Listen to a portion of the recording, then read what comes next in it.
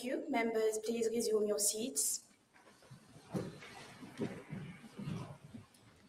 Declaration of the opening of the 5th edition of the National Youth Parliament. Mauritius National Assembly, National Youth Parliament. To declare the opening of the 5th edition of the National Youth Parliament. Whereas it has been recognized that the youth of the Republic of Mauritius are encouraged to be interested in the political, economic, and social affairs of the country. Whereas Madam Speaker of the Mauritius National Assembly has allowed that the chamber of the Mauritius National Assembly to be the seat of the 5th edition of National Youth Parliament. Now, therefore, I do hereby declare that the 5th edition of the National Youth Parliament shall take place in the chamber of the Mauritius National Assembly at Port Louis on Friday 28 and Saturday 29 August 2026. Declaration by members. We shall now proceed with a declaration by members of the National Youth Parliament. I now invite members of the Youth Parliament to rise and make the declaration.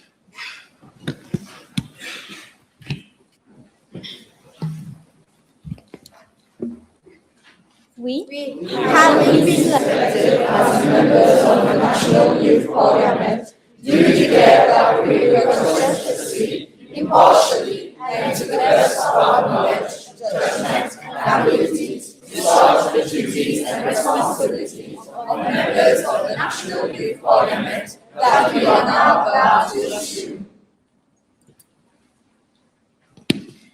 Thank you, members. You may please resume your seats. Election of a Speaker of the National Youth Parliament. I will now invite 2 members to move and second the election of a member present in this Assembly, otherwise to be nominated to the office of Speaker and to take the chair of the National Youth Parliament. Clerk, I move that Mr. Mohamed Rehan Odirat be elected Speaker of this National Youth Parliament. I second the motion. Is there any counter proposal?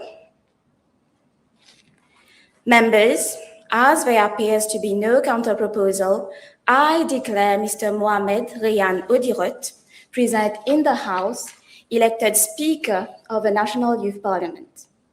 And I invite him to come to the upper step to make the declaration prescribed therefore before this Assembly in the first instance, and then to take the chair.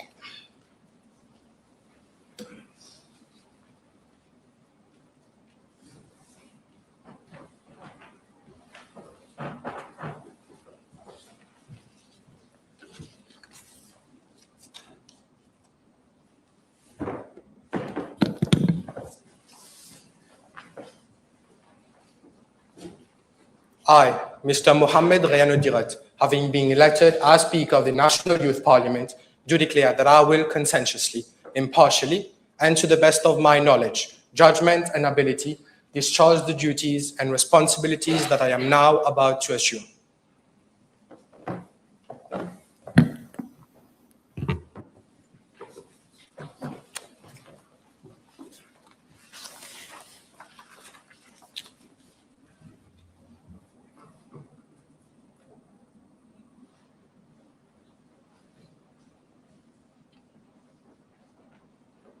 Members, I assume this chair with a profound sense of duty, offering both sides of this House the firmest assurance of my absolute independence. To the best of my ability, I shall rule firmly, judiciously, and without fear or favor. While this Assembly will inevitably witness fierce clashes of ideas, let us consistently elevate faith and uphold the true nobility of our democracy. As guardian of our parliamentary decorum, my mandate is clear. I am bound to ensure the rigorous application of our standing orders and to uncompromisingly uphold the rule of law, a foundational principle to which every single member in this House, without exceptions, stands equally accountable. May our deliberations always serve the highest aspirations of our nation and be worthy of the trust placed in us. I thank you.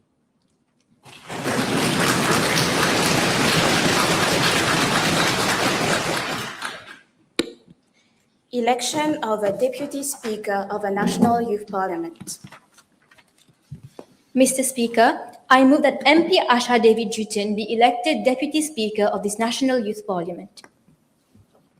Mr. Speaker, I second the motion. Is there any counter proposals?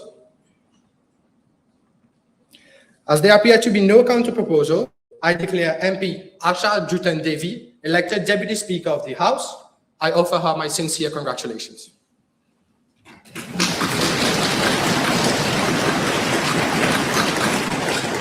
I understand that the Deputy Speaker will address a few words to the House. Thank you, Mr. Speaker, sir. Firstly, I wish to extend my utmost congratulations to you for your election to this high office and to all the members of the National Youth Parliament. Further to my election as Deputy Speaker, which I believe to be by virtue of my strong integrity and fair judgment, I shall ensure that the responsibility that I have to be done with utmost humility and rigor, and ensure that the proceedings of this House be equitable and unbiased. This parliamentary experience so far proved to be exceptional and transformative. Today, it is the summum of our shared efforts in raising pressing issues, all while proposing innovative and inclusive solutions, all while furthering our engagement in civic activism. On this note, I wish to all members of this House a productive and successful session. I thank you.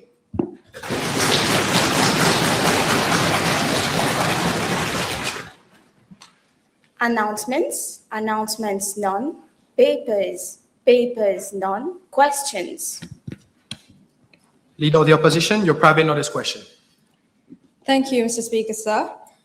My first private notice question is addressed to the NYP Deputy Prime Minister, Minister of Tertiary Education, Science and Research. Whether in regard to the issue of brain drain of young motion graduates, he will state whether consideration will be given for same to be addressed through the implementation of appropriate measures in terms of A, legislative frameworks and targeted fiscal policies for the retention thereof, and B, bridging the gap between academic qualification and industry demands. Thank you, Mr. Speaker. Thank you for your position. Deputy Prime Minister, your reply. Thank you for giving me the floor, Mr. Deputy Speaker. I also wish to thank the Leader of the Opposition for this pertinent question. Mauritius is not simply losing people to migration. We are at risk of losing skills that our education system and our economy have invested years in developing. The government's National Employment Policy 2024 to 2028 identifies human flight as a key labor market challenge and notes that over 70% of graduates who go abroad to study do not return. It also identifies the gap between tertiary education and the job market as a root cause of brain drain. At the same time, Statistics Mauritius recorded 10,800 unemployed young people aged 16 to 24 in the fourth quarter of 2025. L'herbe n'est pas plus verte ailleurs. Our responsibility is to make sure that Mauritius gives our young people genuine reasons to believe that they can build a career, acquire expertise, innovate, progress, and succeed here. The Higher Education Act 2017 provides the legislative framework for higher education, while the list of indicative priority fields of study of the Higher Education Commission aligns tertiary provision with national priorities and labor market needs. We are building on these mechanisms to ensure that what we teach corresponds to what our economy requires. The HSC Graduate Tracer Study provides encouraging evidence, with 53% of graduates obtaining their first job within 3 months of graduation, and approximately 43% reporting a high level of relevance between their employment and their field of study. The Graduate Training for Employment Scheme connects graduates, employers, and training providers, with budget 2026-2027 increasing the total support per graduate from 100,000 rupees to 120,000 rupees. The Youth Employment Program has benefited 6,320 young graduates since 2015, of whom 60% subsequently secured permanent employment in the private sector. It currently covers those holding HSC qualifications and above, representing around 90% of young people registered with the Employment Information Centers, and the program being broadened further. We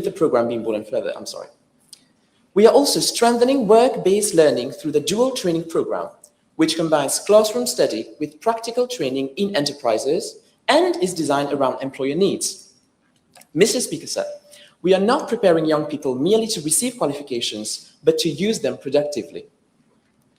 The HRDC skills interface brings employers, training institutions, and the public sector together to identify emerging skills and recruitment difficulties.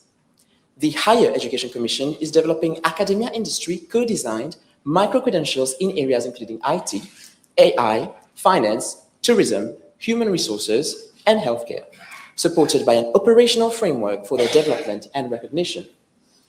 Micro-credentials are also being integrated into the National Qualifications Framework, allowing learners to progressively build recognized competencies in response to changing industry requirements. This gives our education system the flexibility to adapt continuously to the economy, while allowing individuals to add new, industry-relevant skills throughout their careers. In parallel, government is strengthening the quality of training itself with amendments to the Mauritius Qualifications Authority Act, taking into account competency, teaching skills, and relevant industry experience in trainer registration. The objective is straightforward. Industry should help identify the skills the labor market needs, while higher education provides graduates with the knowledge, critical thinking, and adaptability to remain relevant as the economy evolves. An alignment must begin even before tertiary education. In June 2026, the HRDC launched the Career Insights Program and Digital Career Cube, providing students from grade 8 to 13 with career information, industry exposure, labor market insights, and guidance on education, training, and career choices. This helps young people make informed decisions, not simply about what they want to study, but where that qualification can take them. At the national economic level, in June 2026 still, the Economic Development Board took forward an action plan following its workshop on skills gaps and labor shortages in the Mauritian labor market. Its priorities span industry-driven curricula, workforce retention, improved labor market intelligence, and a national workforce planning framework. This is the difference between reacting to tomorrow's skills shortages and preparing for them today. Mr. Speaker, sir, retention does not end when a graduate finds a job. It depends on whether Mauritius can offer the opportunities to keep developing and using that talent. The National Strategy for Higher Education, Science and Research 2025 to 2035 therefore strengthens the links between higher education and industry, promotes lifelong learning and recognition of prior learning, expands technical and vocational education and training pathways, and provides for stronger international partnerships and engagement with our scientific diaspora. The same approach applies to research. The National Research Strategy strengthens university-industry-government collaboration in research and development, including fiscal incentives for private sector participation in postdoctoral research. The industry PhD model similarly connects advanced research with industry and commercial application. We are also preparing our graduates for the economy that is emerging. The current budget provides for practical AI training for 25,000 Mauritians, a national AI learning platform combining structured training with certification, and innovation scholarships of up to 500,000 rupees to seed funding for university students developing commercially viable projects. Monsieur le Président, ce ne sont pas des simples mesures éducatives, mais des mesures pour retenir le talent. They create an environment in which highly skilled Mauritians can develop expertise, conduct research, innovate, commercialize ideas, and progress professionally. The proposed startup framework includes stronger startup support, a dedicated startup labor framework, and an income tax holiday of up to 10 years for qualifying startups. A graduate who cannot find the right opportunity should not only have two choices. There must be a third: create the opportunity here. And when that graduate builds a successful enterprise, one retained graduate can become an employer of other graduates. This is why we are creating more reason for them to stay. Retention is also a shared responsibility. Employers have an important role in providing competitive remuneration, professional development, and credible progression pathways. Un emploi est un début, une carrière est un avenir. We are addressing that trajectory through education, training, innovation, entrepreneurship, research, and industry partnerships. Mr. Speaker, sir, we are making the existing mechanisms increasingly responsive to the needs of our economy. The list of indicative priority fields of study provides an important foundation. We will continue to make that list more responsive by taking account of employer demand, vacancies, persistent shortages, emerging sectors, and strategic national priorities. This will ensure that scholarships, training support, and research priorities are directed towards the skills Mauritius will need tomorrow, not only those it needs today. We are therefore moving towards a national workforce planning framework that brings these insights together to anticipate future skills and guide national education and training priorities accordingly. The objective is simple: anticipate the skills Mauritius will need before the shortage becomes a crisis. Prévenir est mieux que guérir. This also means strengthening professional pathways such as the trainee engineer scheme, ensuring a clear journey from training to supervision, professional registration, and long-term employment. Mr. Speaker, sir, we are also strengthening the relationship between Mauritius and its diaspora. The Mauritian Diaspora Scheme has facilitated the return of approximately 614 members, but our ambition goes further. A Mauritian who has acquired scarce expertise abroad should, where appropriate, have access to relocation assistance, professional recognition, employment matching, research opportunities, or business facilitation. Indeed, our Mauritian experts abroad remain part of our national community, as one people, as one nation. We will recognize their contribution and create avenues for them to support national development. The National e-Diaspora platform, provided for in the latest budget, will help harness diaspora expertise in support of national priorities. The budget also provides for an amendment to the Public Procurement Act to allow public bodies to directly engage qualified diaspora experts for specialized services. Mr. Speaker, sir, not every Mauritian abroad will return permanently. That does not mean Mauritius cannot benefit from their expertise.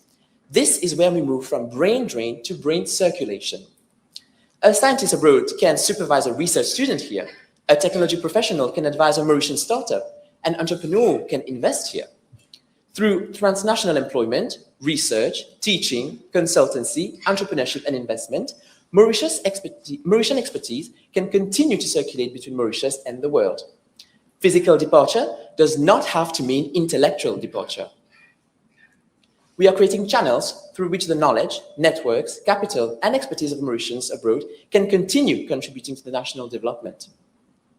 To conclude, Mr. Speaker, sir, the objective is not to make our young people choose between ambition and Mauritius. It is to make Mauritius a place where ambition can be pursued. A graduate should see a path from qualification to relevant employment, from employment to progression, and from progression to a career worth staying for. And for those who leave, the relationship with Mauritius should not end at the airport. We want them to have reasons to stay, reasons to return, and reasons to remain connected.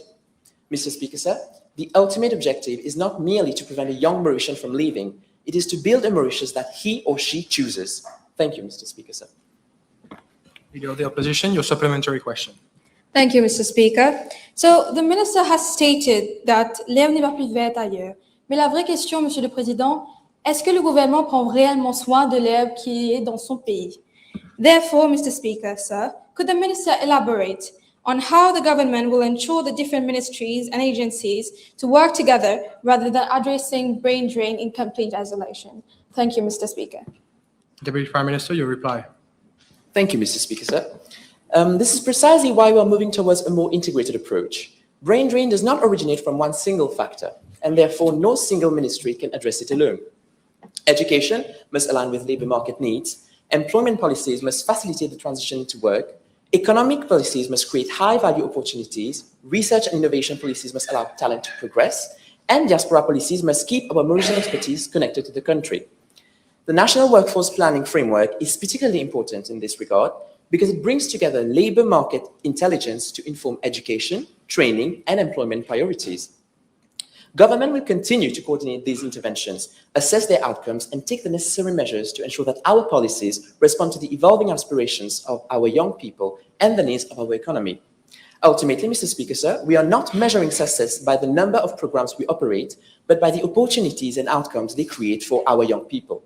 Thank you.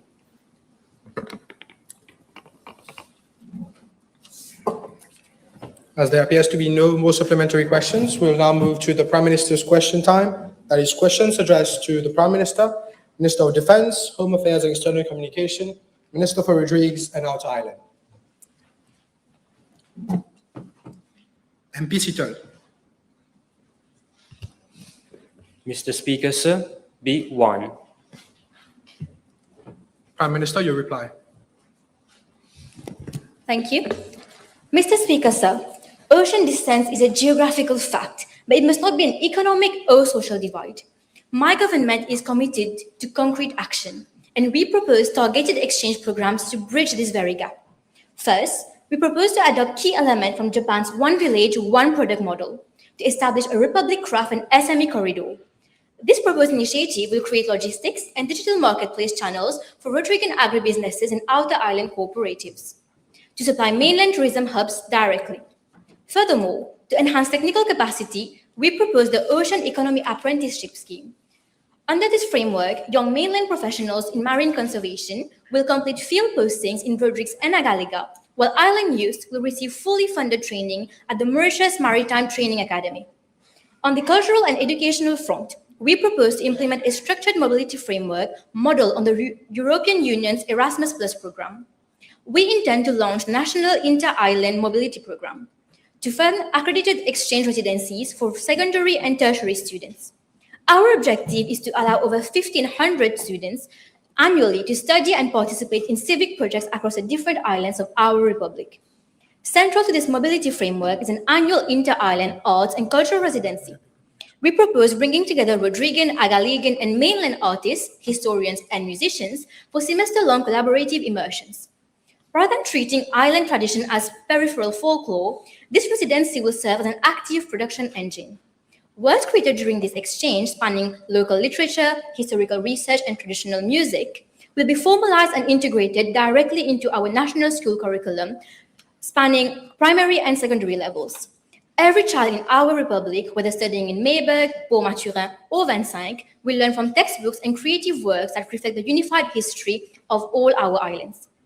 Additionally, we propose to leverage the Mars submarine fiber optic cable in Rodrigues and Agalega to establish shared digital classrooms following the same principle as Scotland's eSchool, created in 2016 to overcome teacher shortages across its own scattered island communities. We show that once genuine connectivity is in place, geography no longer has to determine which subjects a pupil can learn or from which teacher they learn, so that pupils on our outer island who have long faced a narrower pool of resident teachers and a more limited choice of subjects can take part in live lessons, examination revisions, delivered in real time from schools across the Republic. Mr. Speaker, sir, through these specific proposals, this government intends to take measurable steps to ensure that every citizen, regardless of their country of residence, has equal access to the growth and identity of our Republic. Comme l'énonce notre cher hymne national, nous voici tous debout, en un seul peuple, une seule nation.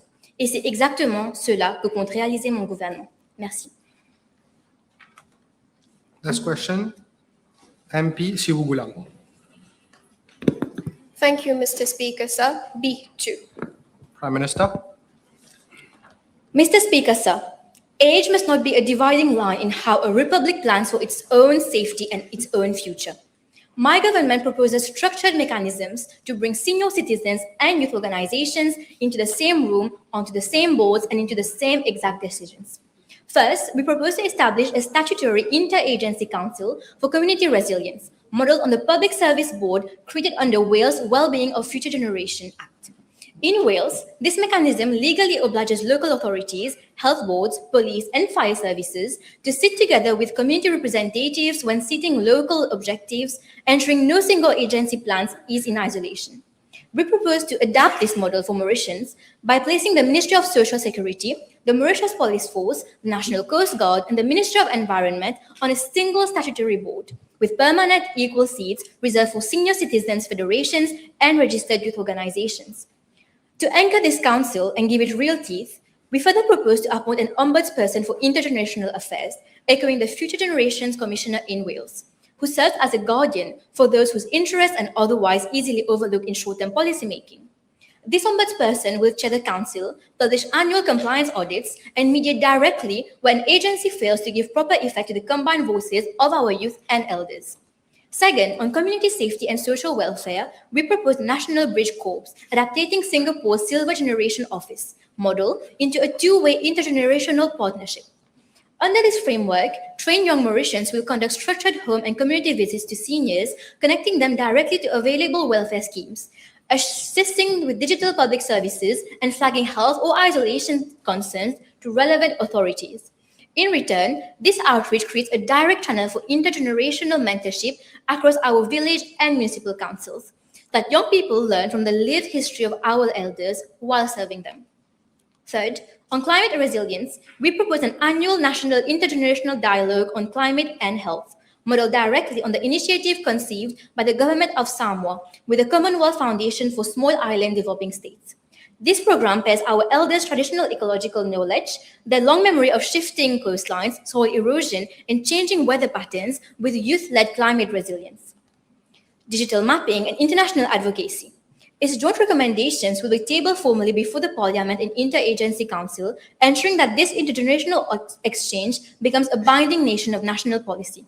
Monsieur le Président, Antoine de Saint-Exupéry a écrit dans Le Petit Prince, « Les grandes personnes ne comprennent jamais rien toutes seules. Et c'est fatigant pour les enfants de toujours leur donner des explications.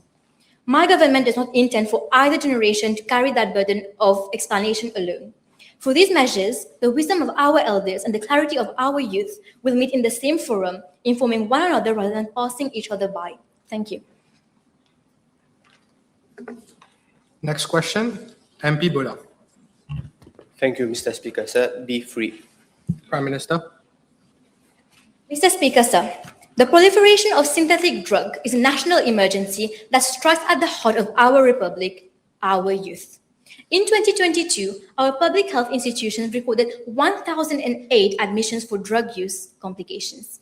Nearly 66% of these admissions were young people between the ages of 15 and 34. Furthermore, over 80% of these cases were driven by new psychoactive substances and heroin. Face à ce fléau, l'État assume pleinement ses responsabilités. On the financial architecture for community-based care, the primary funding engine is the National Social Inclusion Foundation. For the NSIF, the government strategically channels corporate social responsibility funds collected by the Mauritius Revenue Authority directly to registered NGOs operating rehabilitation centers. In 2022 alone, 1,862 new patients sought treatment at NGO-run centers. Facilities such as Centre Solidarité, Chrysalide, and others rely heavily on this state-structured funding to run their inpatient and daycare programs. While international donor funding for harm reduction has shrunk globally, our government has decisively stepped up. Mauritius now domestically funds 80% of all local harm reduction programming, shielding our youth facilities from international financial volatility. Second, regarding public infrastructure and medical standardization, the Ministry of Health and Wellness currently operates 5 addiction units across the islands, which recently managed 4,663 follow-up cases with an average of 389 monthly visits. However, synthetic drug addiction requires highly specific detoxification. Under our newly published National Drug Master Plan, we have ring-fenced specific government budget allocations to upgrade these addiction units and recruit specialized addictologists. Crucially, the master plan introduces the strict national standards and licensing for rehabilitation centers. State funding is now critically strict upon adhering to evidence-based medical and psychological care protocols. Third, we are planning to improve the NADEC agency to implement a national synthetic drug early warning and rapid response system with a 72-hour response rate. This would connect hospitals, rehabilitation centers, police, and NGOs, and forensic labs to quickly report and identify new synthetic drugs. Once a substance is detected, NADEC would aim to assess the risk and issue an official warning within these 72 hours. This would help Mauritius move from reacting to synthetic drug problems to detecting and alleviating emerging threats at an early stage. Monsieur le Président, se relever de l'addiction aux drogues synthétiques est un parcours éprouvant et douloureux. C'est un combat de tous les jours pour ces jeunes et leurs familles, une épreuve qui déchire le tissu social de notre pays. À travers ces initiatives, nous veillons à ce que nos ressources financières soient à la hauteur de cette crise nationale. L'avenir de notre jeunesse n'a pas de prix et notre engagement financier reflète cette conviction absolue. Merci.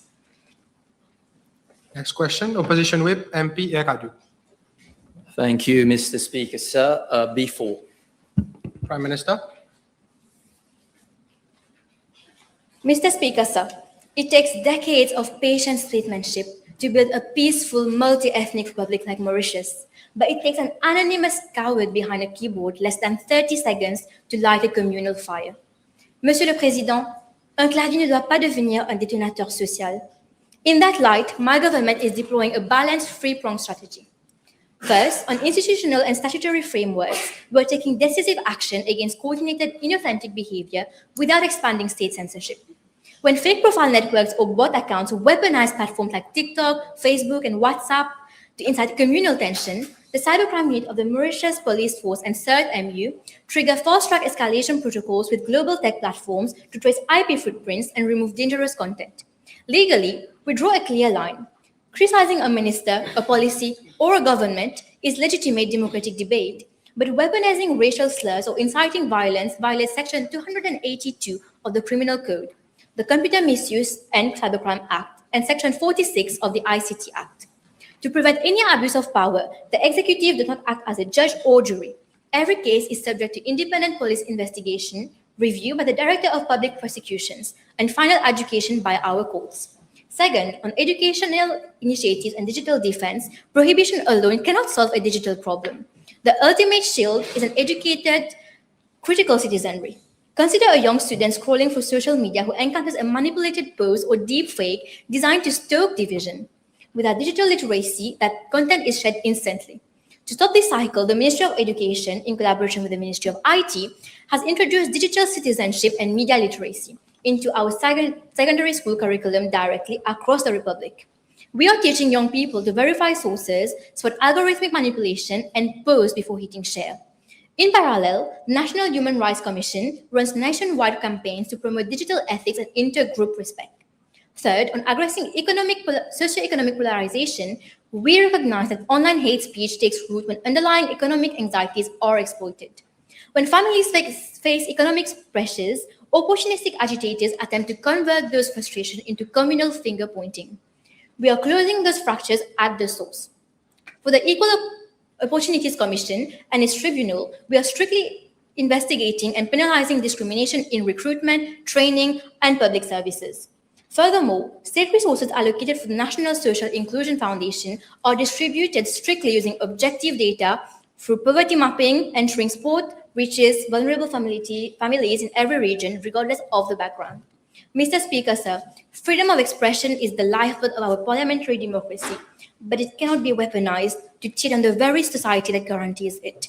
Thus, this government is keeping our digital space and our republic standing as one unified nation. Thank you. Yes, Opposition Whip, your supplementary question. Thank you, Mr. Speaker, sir. My supplementary question is very simple. The Prime Minister has addressed the fact that hate speech is a huge issue in our country. However, I would also add on to my said question that why does sometimes whenever anyone else has a contrarian view compared to the government, it is often viewed as hate speech? Why, whenever we have a contrarian ideology, that it always ends in assault? Why does it feel like despite having freedom of speech, You cannot ask for the opinion of the Prime Minister. Your supplementary question should only be used to elucidate from the main question, not the opinion of the Prime Minister. You cannot be imputing motives while answering the question. All right. So I will allow another supplementary question, Yes. but avoid from making such imputation of motives and be straight to the point. Okay, thank you, Mr. Speaker, sir. Simply, in long story short, that what I'm trying to say to the Prime Minister is, how can we clarify that someone who's expressing their freedom of speech isn't viewed as hate speech and it doesn't de-escalate to a country being divided instead of united as the Republic of Mauritius? Thank you, Mr. Speaker, sir. Thank you, Prime Minister. Mr. Speaker, sir, can the member please repeat the question more clearly? Opposition Whip. Okay, no issues at all. Simply due to the fact that over the recent months, we have seen that our population, despite expressing themselves in the form of freedom of speech, we often see that it is often repeated or shown in media that it is a form of hate speech. How can the Prime Minister ensure that this idea of freedom of speech is not being violated or manipulated in another way or form? Thank you, Mr. Speaker, sir. Prime Minister. Thank you, Member, for your question. What my government is planning to do is that we are going to draw the line at that incitement, not the offense. Most democracies protect speech that's unpopular or divisive in content, but not speech that incites imminent violence or lawless action. For instance, countries like Germany or Canada go further by criminalizing this very speech that promotes hatred against protected groups, trading some speech freedom for social cohesion. So this is what we're going to implement as well. Thank you. Thank you. Next question, MP Kauli Singh. Thank you, Mr. Speaker, sir. B5, please. Prime Minister. Mr. Speaker, sir, crime in the 21st century has undoubtedly evolved. Today, a smartphone can be weaponized to draw a pensioner's lifetime savings for sophisticated online fraud or to terrorize a young student through relentless cyber harassment. Monsieur le Président, la technologie a aboli les distances, mais elle ne doit jamais abolir la loi. First, on law enforcement capacity and technical forensics, we are transforming the cybercrime unit of Mauritius police force from a reactive investigating body into an advanced digital intelligence division. Cyber fraud syndicates operate using sophisticated encryption, spoofed IP address, and decentralized financial channels. To match this threat, we have upgraded our digital forensic laboratory with high-speed forensic extraction tools and AI-driven data analytics capable of processing complex digital evidence for court presentation. Furthermore, because cyber criminals operate across borders, Mauritius leverages its accession to the Council of Europe's Budapest Convention on Cybercrime. For real-time operational channels like Interpol and Afripol, our investigators execute cross-border intelligence sharing, tracing fraudulent financial flows and dismantling international phishing networks that target Mauritian citizens. Second, on legislative agility and prosecutorial readiness, robust technical tools require an equally sharp statutory framework. Under the Cybersecurity and Cybercrime Act, we have empowered law enforcement with statutory authority to obtain expedited data preservation orders, digital search warrants, and real-time production orders from the courts. However, digital evidence is delicate. We have established specialized training programs in collaboration with the Office of the Director of Public Prosecutions to train police officials in maintaining a flawless electronic chain of custody, ensuring that online frauders, identity thieves, and digital extortionists cannot escape convictions on procedural technicalities. Third, on youth protection and combating online harassment, we recognize that our young people are the primary targets of digital predators, cyberbullying, and non-consensual image distribution. Cyber harassment is not a mere mischief. It inflicts our psychological trauma. To protect our youth, CERT Mauritius operates a dedicated 24/7 incident reporting portal, working directly alongside the Police Family Protection Unit and global platform administrators like Meta, TikTok, and Google to execute rapid takedowns of illicit contents and identify perpetrators. Simultaneously, for joint initiatives between the Ministry of IT and the Ministry of Education, we have deployed school-based cyber safety modules across secondary schools, teaching students how to secure their personal data, spot online grooming, and report harassment instantaneously. Mr. Speaker, our citizens must be as safe on their screens as they are on our street, and this is what my government is aiming to do. Thank you. Next question, MP Jita. Thank you, Mr. Speaker, sir. B6. Prime Minister. Mr. Speaker, sir, the honourable member raises a question that strikes the very core of our sovereignty. How a small island republic secures an ocean territory of over 2 million square kilometers. Let me be clear. A foreign vessel that deliberately switches off its automatic identification system going dark in our waters is a vessel with something to hide, whether it be illegal, unreported, or unregulated fishing or transnational trafficking. To answer the honourable member directly, yes, National Coast Guard is equipped to monitor these incursions, but they do not rely on a single line of sight. My government has deployed a layered maritime domain awareness strategy where advanced technology, physical assets, and regional alliances compensate for the vastness of our ocean. At the national level, our first line of defense is the fusion of space-based data with sovereign patrol assets. When a vessel turns off its transponder, it disappears from standard screens, but it cannot hide its physical mass from space. We are actively cross-referencing our vessel monitoring system with satellite radar imagery. When a satellite detects a physical steel mass on the water, but our screen shows no transmitting transponder, the system immediately flags a dark target. Once identified, the Maritime Air Squadron deploys our Dornier and Defender aircraft to secure visual coordinates, guiding our heavy surface level fleet, guided by the CGS Barracuda and CGS Vigilant, alongside our high-speed interceptors to close in and intercept. However, technology and national surface fleets alone cannot cover 2.3 million square kilometers simultaneously. Therefore, our second layer of monitoring is anchored in a highly integrated regional security architecture. Under the UN-funded MAZE program, whenever a vessel is flagged as suspicious, its data is instantly shared with the Regional Maritime Information Fusion Center in Madagascar, which coordinates directly with the Regional Coordination Operations Center in Seychelles. If a dark vessel attempts to outrun our fleet, we can call upon the closest partner state ASEP to intercept it. We systematically multiply our presence for joint EEZ surveillance with the French armed forces in the southern Indian Ocean and the Indian Navy. Our ocean is vast, but through these alliances, we are making it very small for illicit traffickers. Yet, Mr. Speaker, sir, I will be candid with the House. Detection is only as effective as the legal bite that follows it. A vessel identified from space is of little use if an interception yields evidence that cannot be used swiftly in court.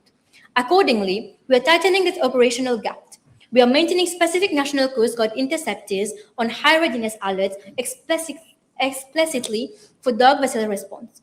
Concurrently, we are working with the Attorney General's Office and the Fisheries Protection Services to modernize our evidentiary framework, ensuring that satellite imagery and radio frequency are legally authorized to secure swift convictions.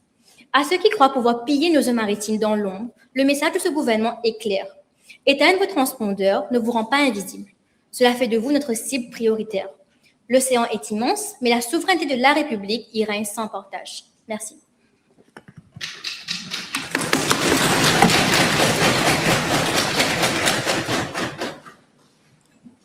Members, time is over. We'll now move to parliamentary questions addressed to ministers.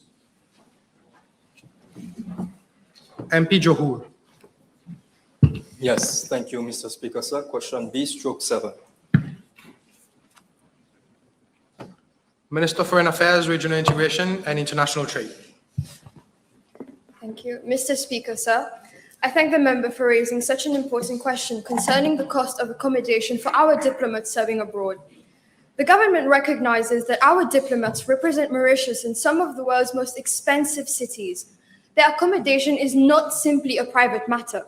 It has implications for public expenditure, the security of our representatives, the dignity of the state, and ultimately, the effectiveness of our foreign policy. Let me therefore state clearly that the government will give consideration to the acquisition of state-owned properties for residential purposes for our diplomats, where such acquisition is demonstrated to be economically, operationally, and strategically effective. This, however, must be done responsibly. Mauritius currently maintains a substantial diplomatic network. According to the ministry's latest annual report on performance, Mauritius is represented through 19 diplomatic missions, 1 consulate general, and 1 consulate. These missions are important instruments not only for diplomacy, but also for trade promotion, investment attraction, consular assistance, and the protection of Mauritius' interests abroad. The question before us is therefore not simply, should we buy houses instead of renting them? The proper question is, where does ownership provide better value to the Mauritian taxpayer over the long term? There are circumstances in which purchasing a property can be financially more rational than paying rent indefinitely. A state-owned residence becomes a long-term public asset. It can provide greater control over security and location, reduce exposure to rental market fluctuations, and potentially retain a residual value when a diplomat completes his or her posting. Furthermore, Mauritius is not starting from zero. The government's 2025 and 2026 public sector investment program already provides for substantial investment in overseas properties. These include the construction of a High Commissioner's residence in New Delhi, construction of Chancery and staff residences in Madagascar, upgrading of the Chancery House and staff residence in New Delhi, upgrading of the High Commissioner's residence in London, renovation of a staff residence in Paris, and works at the Chancery in Brussels. The listed project values amount to approximately 197 million rupees. This demonstrates that the principle of the investing in foreign properties is already within our public investment framework. But Mr. Speaker, sir, ownership must never become an excuse for uncontrolled expenditure. Mauritius's public debt stood at approximately 86% of gross domestic product at the end of June 2025, according to the International Monetary Fund. The IMF has also projected real gross domestic product growth of 2.8% for 2026, while warning of significant downside risks. These realities require us to distinguish between expenditure that merely becomes public money and investment that creates durable public value. Accordingly, a three-part approach has been sought of. Firstly, every proposed acquisition should be supported by a proper life cycle cost analysis: purchase price, financing costs, expected rent avoided, maintenance, insurance, taxation, security requirements, and eventual resale value. Secondly, priority should be given to high rent and strategically important locations, particularly where Mauritius expects long-term diplomatic presence and where repeated rental expenditure makes ownership economically compelling. Thirdly, acquisitions must be subject to transparent procurement, independent valuation, security assessment, and appropriate financial approval. So, Mr. Speaker, our policy should not be buy everywhere, nor should it be rent forever.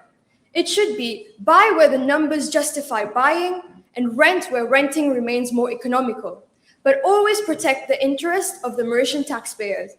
Our diplomats deserve a safe and appropriate accommodation, but the taxpayer deserves something equally important, and that is value for money, transparency, and prudent stewardship of public assets. That is the balance that our government intends to achieve. Thank you.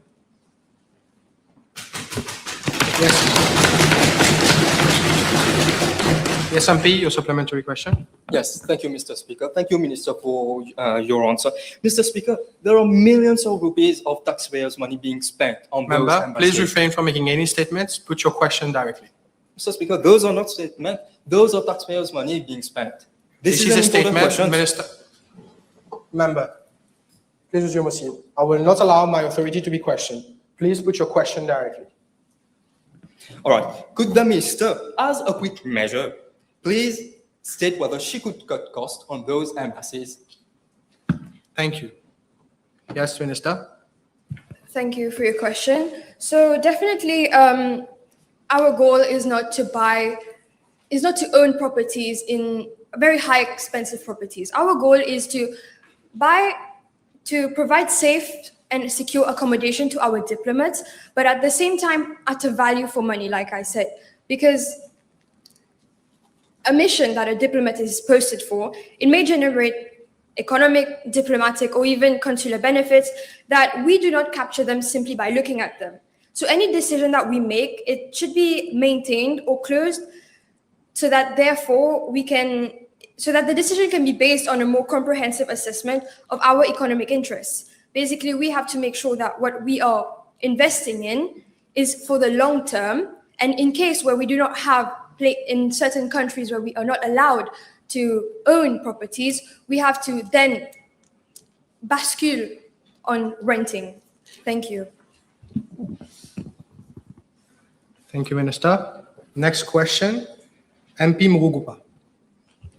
Thank you, Mr. Speaker, sir. B8. Minister of Financial Service and Economic Planning.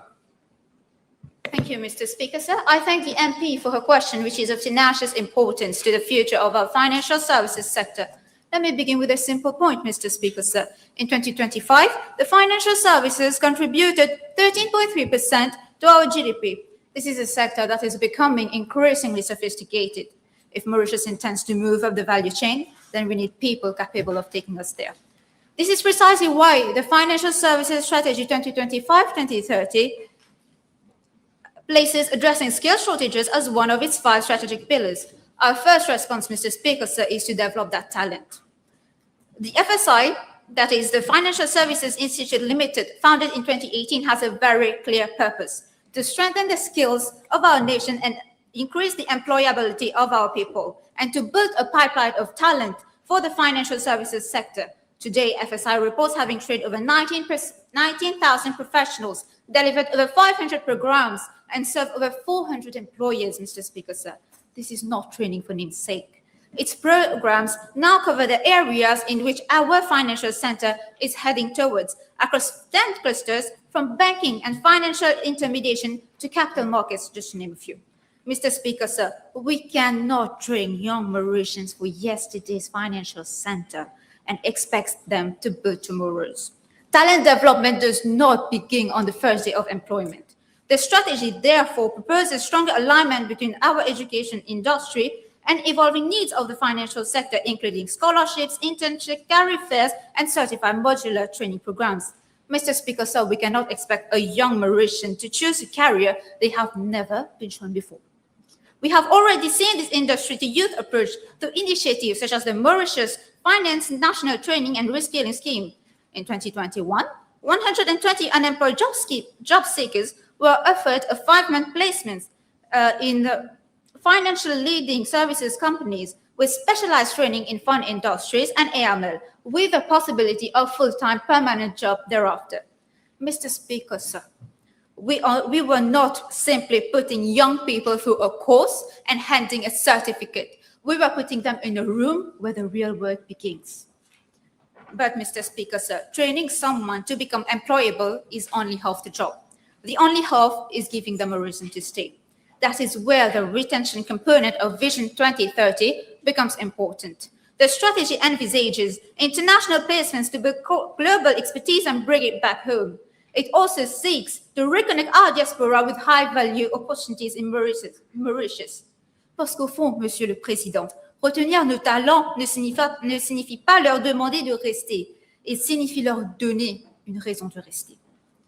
Mr. Speaker, sir, the objective is not simply to produce more graduates. It is to develop the right skills, the right exposure, and the right career ladder for them to remain and progress. I will not stand here, Mr. Speaker, sir, and dress up ambition as achievement. A strategy on paper has never trained a single actuary. A certificate by itself has never convinced a talented Mauritian to stay. To conclude, Mr. Speaker, sir, by 2030, our measure of success is simple. Mauritians trained, Mauritians placed, and Mauritians retained. Because our ambition cannot be to prepare our young people for the world's financial center. Our ambition must be to prepare them to lead our own. We should not be measuring how many Mauritians are qualified to lead. Rather, we should measure how many young Mauritians are qualified to lead.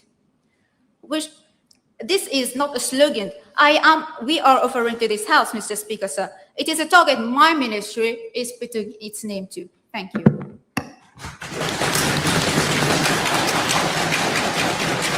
Yes, MP, your supplementary.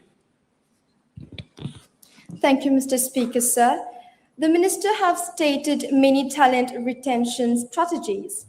I want to ask her, how will her ministry ensure that its talent development strategies create sufficient high-value career opportunities for the young Mauritians? Thank you, Mr. Speaker, sir. Yes, Minister. Mr. Speaker, sir, thank you. I thank the MP for her supplementary question. As I've mentioned in my speech about the 10 clusters that the FSI are providing programs are, it is a vast sector, Mr. Speaker, sir. As long as our sector remains dynamic, more opportunities will be there. It is not about retention. We can give programs to attract the young Mauritians. Mauritius doesn't have a lack of talent or opportunities. It just needs to curate our young members into seeing what Mauritius has to offer. We have the opportunities as long as we have a financial services sector that is strong. And the opportunities is in the programs that the FSI is currently providing, just to name a few, from insurance, banking, financial intermediation, capital markets, there's so much more. But if our young does not extend the hand, we can only do so much. Thank you, Mr. Speaker, sir. Next question, MP Gokul. Thank you, Mr. Speaker, sir. B9. Minister of Local Government. Thank you, Mr. Speaker, sir. Mr. Speaker, sir, cleanliness is not cosmetic, it is consequential. It is about public health, dignity, and the quality of life of our communities. Government is therefore taking concrete actions to keep our communities clean, maintained, and hygienic. Mr. Speaker, local authorities are keeping our streets clean and our public spaces in order through regular collection of household, commercial, and agricultural waste, generally weekly with more frequent services in certain localities and special scavenging when required. However, Mr. Speaker, their mandate goes beyond collection. Road, public spaces, and waterways are regularly cleansed and maintained, while recurring problem areas from obstructed drains to unmaintained lands are addressed, including through enforcement where necessary. And to ensure that action is matched by delivery, Mr. Speaker, government is strengthening the operational capacity of local authorities through the procurement of modern equipment, including compactor and tipper lorries, alongside the staffing required to put that capacity to work. Because the Clean Mauritius does not work on promises, it works on capacity, coordination, and action. Mr. Speaker, these efforts are not meant to be a one-off response to a dirty space or an overflowing site. The objective is sustained cleanliness, keeping our communities clean before problems accumulate. That is why, Mr. Speaker, cleaning and embellishment form part of the regular programs of our local authorities, reinforced by the Clean Up Mauritius program for 2026-2027, backed by 200 million rupees. The program provides for cleaning and embellishment of public sites, bulky waste collections, clearing of barelands, and the cleaning and desilting of drains and rivers. Where additional support is required, Muri Facilities reinforces local authorities through targeted cleaning and sanitation operations. And Mr. Speaker, targeted cleaning is not about chasing the same problem forever. It is about restoring these areas while the wider measure tackle the causes that allow the problem to return. Because when it comes to cleanliness, prevention is cheaper than neglect and consistency is stronger than a cleanup after the fact. Mr. Speaker, sustaining hygiene requires a more preventive approach, one that addresses not only existing issues, but also the conditions that allow them to recur. Deratization and baiting are being intensified, with interventions covering the entire towns and villages rather than isolated areas. Additional cleaning and flushing are also being carried out in markets and public areas, while health inspectorate offices of local authorities are receiving training to strengthen sanitary and public health measures. Looking ahead, Mr. Speaker, government is also moving towards waste segregation at source by 2027, shifting from simply collecting waste to managing it better from the moment it is produced. And Mr. Speaker, this is where I believe our approach must change. For too long, the mentality has been someone dumps, the county cleans. Someone dumps again, the county cleans again. This is simply not sustainable. That is why our government is combining public awareness, community engagement, and enforcement at local level. Because enforcement without education will only take us so far. And education without enforcement will not take us far enough. Et au fond, Monsieur le Président, la propreté de nos communautés est l'affaire de tous. Mr. Speaker, a cleaner Mauritius is not built by one cleanup, one program, or by one institution.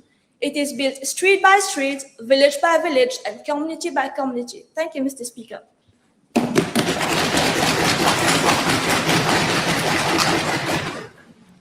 Members, you're reminded to keep your reply briefs and direct to the point because we're short of time. And please, members, refrain from going out of the chamber at once because it is disrupting the flow of the debate. Next question, MP Gajadel. Thank you, Mr. Speaker, sir. B10.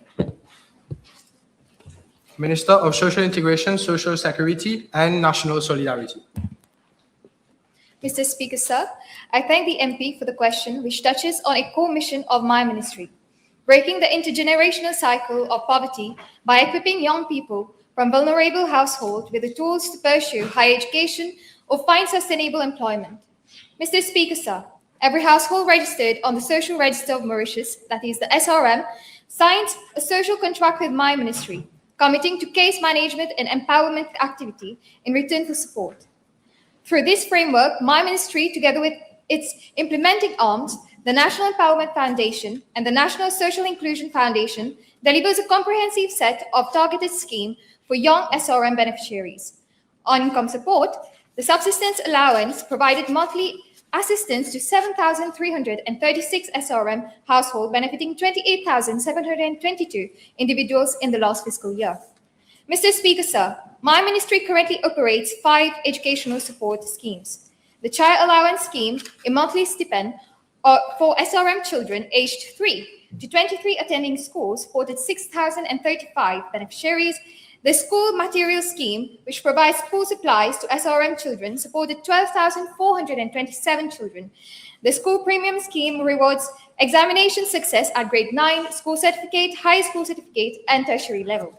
The Free Examination Fee Scheme, which covers the cost of SC and HSC retakes, supported 118 students, and the waiver of MITD and public tertiary institution fee for SRM youth supported 60 students. Beyond educational support, to facilitate the transition of beneficiaries towards greater economic independence, my ministry has put in place 2 key skill development and empowerment schemes. The Training and Placement Scheme, popularly known as the Startup Kit Program, provided vocational training and startup toolkits to 184 unemployed SRM youth. And the Life Enhancement Education Program, which builds life skills such as communication, self-esteem, and family values. On contemporary family and welfare support, Mr. Speaker, sir, the Unveiling Talent Program gave 229 SRM children access to structured cultural and sport events. Beyond this scheme, the SRM registered young persons are also eligible on the same basis as other citizens for National Employability Program, coordinated through the government's Career Guidance Unit, including the Youth Empowerment Program. Mr. Speaker, sir, beyond my own ministry, the Ministry of Education, Tertiary Education, Science and Technology operates a scholarship for children from vulnerable families scheme, which grants tertiary level scholarships specifically to students from social register households. Mr. Speaker, sir, as I firmly believe, l'aide doit être un tremplin, jamais une dépendance. Our social contract must therefore be more than a safety net. It must be a pathway to opportunity, dignity, and independence. Thank you, Mr. Speaker, sir.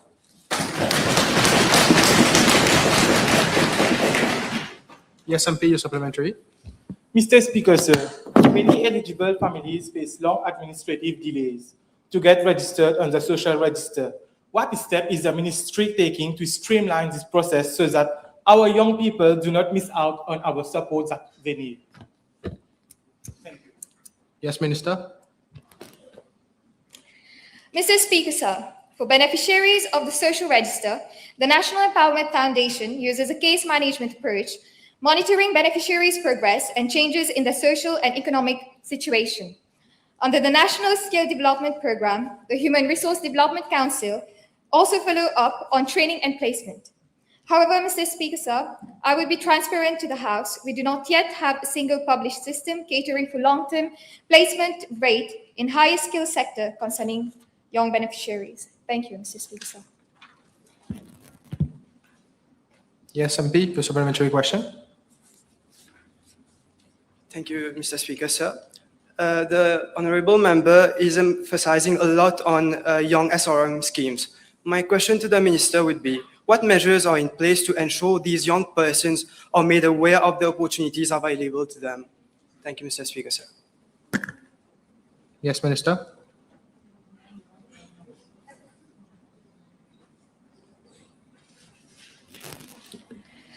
Mr. Speaker, sir, I currently do not have the information concerning this matter. I would read it back to the MP. Thank you. Thank you, Minister. Next question, MP Munka. Thank you, Mr. Speaker, sir. B11. Minister of Education and Human Resource. Mr. Speaker, sir, should education prepare a child merely for the next examination, or should it prepare that child for life? For this government, the answer is clear. Yes, consideration is being given to further strengthening holistic education so that our learners develop cognitively, socially, emotionally, and physically, rather than being defined solely by examination result. And that is not merely an intention for tomorrow. The government has already laid the foundations. At primary level, the holistic education program has broadened learning beyond conventional academics to embrace physical education, values, creativity, music, dance, and drama, supported by trained holistic educators. Our curriculum also recognizes the 21st century competencies, because knowing is important, but knowing what to do with what we know is just as important. The government has also recognized that education must care for the child behind the textbook. For ZP's friends, primary pupils develop socially and emotionally, while Natation Scolaire develops swimming and water safety skills. Because some lessons are learned from the book, while others must be lived. At secondary level, outdoor education, inter-college sports, and the Duke of Edinburgh International Award allow young people to develop through teamwork, leadership, service, and experience. Even assessment reflects this broader vision. Through school-based assessment and continuous assessment, we recognize a simple truth. Not everything worth developing can be measured on an examination paper. These are not isolated initiatives. They represent one direction, moving from merely measuring the child to developing the child. And that brings me to a fundamental distinction. There is a difference in being properly instructed and being properly educated. A learner may master the syllabus and excel in examination. That learner may be exceptionally well instructed. But education must go beyond instruction. True education rests upon knowledge, skills, and experience. It must prepare a learner for simply an examination, but life as well, where there is no marker scheme to follow and no answer at the back of the book. Because, Mr. Speaker, sir, a child is not a percentage. A result can measure performance, but it cannot define potential. And not every brilliant mind shines the same way. One learner may shine through the math or science, another through art, or another through music, sport, leadership, or service. Our responsibility is not to make every child shine in the same way. It is to give every child the opportunity to discover where they shine. Going forward, the government will continue strengthening holistic education and the 21st century competencies while maintaining rigorous academics. Because holistic education is not an alternative to academic excellence. It completes it. So, Mr. Speaker, sir, the answer is yes. The government has already acted across the cognitive, social, emotional, and physical dimensions, and we will continue strengthening this approach.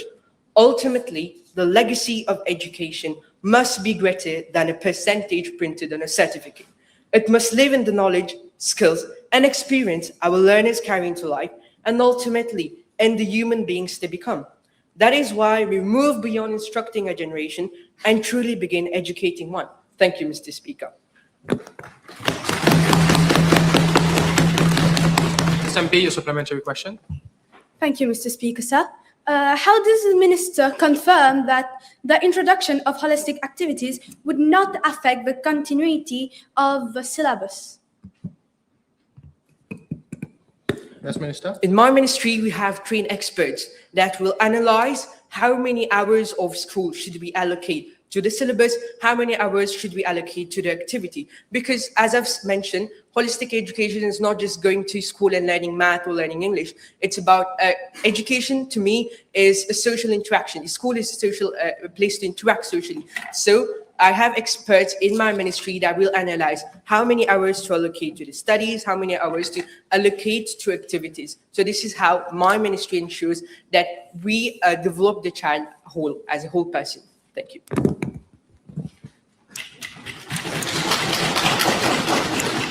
Yes, MP, your supplementary. Thank you. Can the Minister tell us how are teachers being trained and supported to implement a more holistic approach to education? And if there is a program also, where have we reached with the program? Thank you. Yes, Minister. I do believe that there are experts from international organizations that come and train the teachers. That's why there are workshops that are organized, maybe seasonally or per trimester. And also for the data about how many teachers are trained for holistic education, I don't have it in mind, but I will revert back to you. Thank you.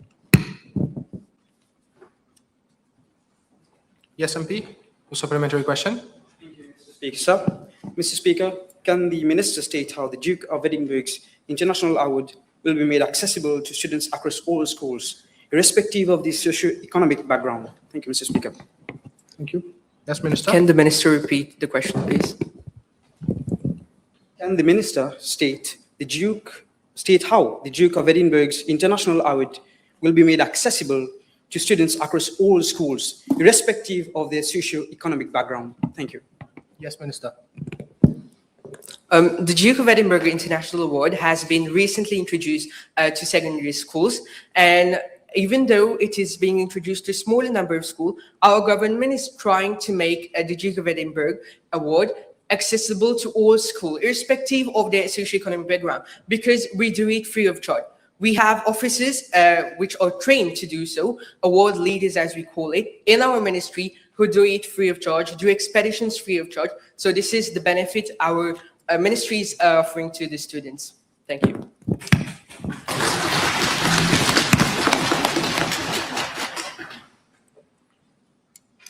Next question, MP Duna. Thank you, Mr. Speaker, sir. B12.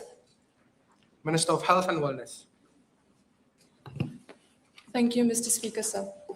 Mr. Speaker, sir, I would like to begin with my take on a timeless Latin maxim. Ubi homo ibi societas, ibi us. Where there is man, there is society. Where there is society, there is law. This principle reminds us that the law does not exist in a vacuum.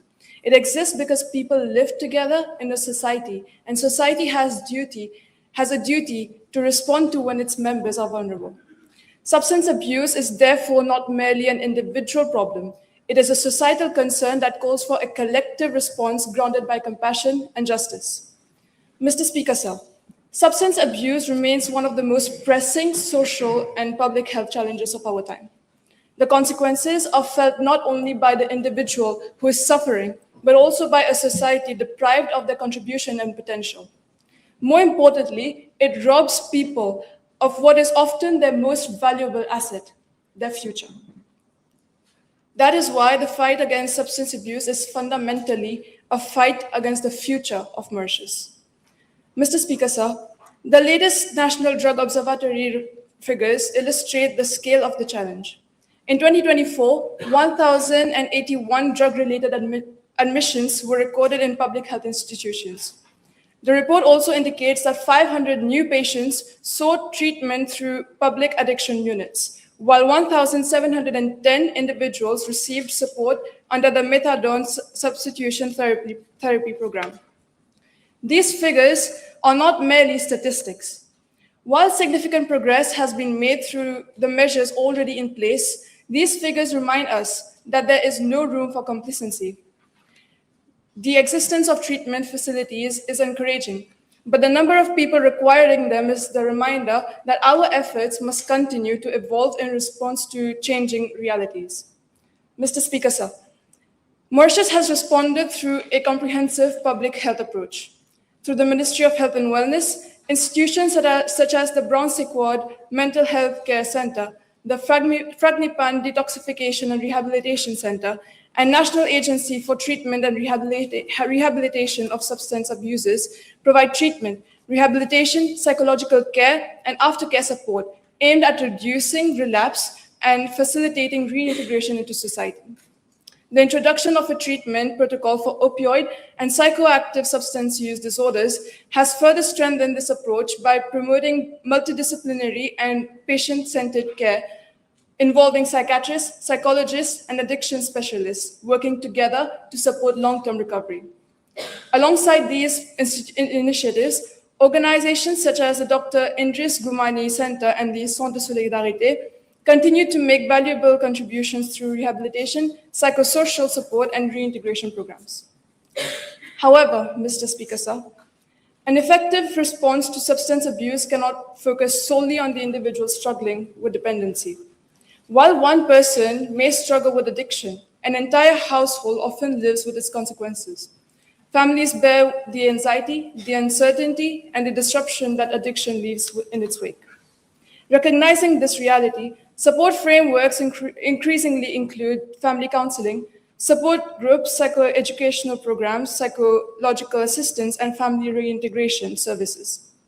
These interventions help families cope with the challenges associated with addiction while enabling them to be a part of the recovery process.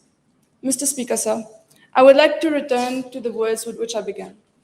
Where there is man, there is society. Where there is society, there is law. But I would also like to add to that. Where there is suffering, society cannot be indifferent. Where there is vulnerability, society has a responsibility.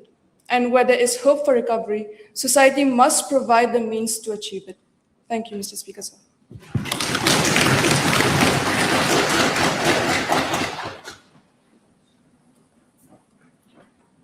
Yes, MP, your supplementary question.